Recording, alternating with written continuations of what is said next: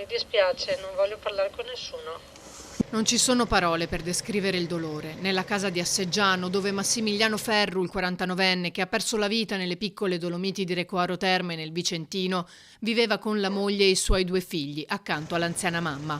Una notizia arrivata come una doccia fredda che ha sconvolto la famiglia e chi lo conosceva bene, come il presidente dell'associazione Sgrafamasegni di Marghera, di cui Ferru faceva parte. Lui era dentro il direttivo da un 5-6 anni, è entrato perché aveva voglia di fare, gli piaceva questo, gli piace questo mondo, gli piacerà sempre questo mondo. E ha portato la sua gioia, la sua bellezza di stare qui con i bambini, soprattutto perché lui aveva un carisma con loro che li sapeva sempre prendere, anche se erano dei rospi, li sapeva prendere, era proprio bravo. Con la voce rotta dal pianto, De Toni ricorda così Massimiliano, detto Maci, con una grande passione per la montagna, sempre entusiasta e pieno di iniziative.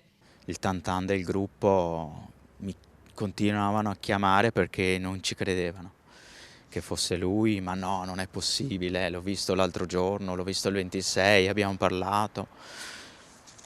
Cioè, pazzesco. Una persona definita da tutti scrupolosa, un esperto della montagna che difficilmente avrebbe commesso errori. Si prefiggeva tutto con ordine prima di partire, organizzava tutto, andava sempre con qualcuno che potenzialmente ne sapeva più di lui e che comunque lo accompagnava, mai andare da soli.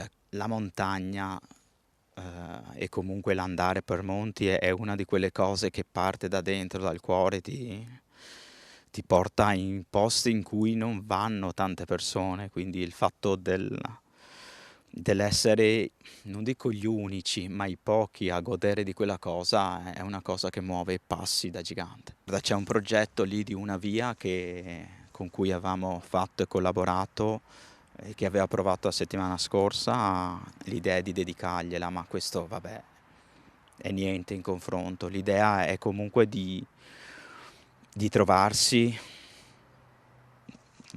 io spero anche con la famiglia, perché eravamo un gruppo e un gruppo ci si deve trovare di gruppo, quindi questa è la cosa bella di una comunità, il fatto che non ci si sente soli, non ci si lascia da soli, anche nel dolore.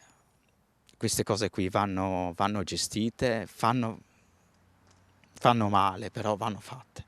Anche il mondo dei trasporti piange Massimiliano Ferru, che il 7 gennaio sarebbe dovuto rientrare in servizio all'Ali Laguna. Una bravissima persona, molto legata alla famiglia, ai figli, amante sportivo, amante dello sport, dell'aria aperta, sempre disponibile nei confronti degli altri, insomma una persona che lascia una persona per bene che lascia un grande ricordo. Siamo vicini alla famiglia perché insomma il dolore, non c'è altro in questo momento qui, non c'è altro da fare, da dire, però senz'altro qualcosa faremo.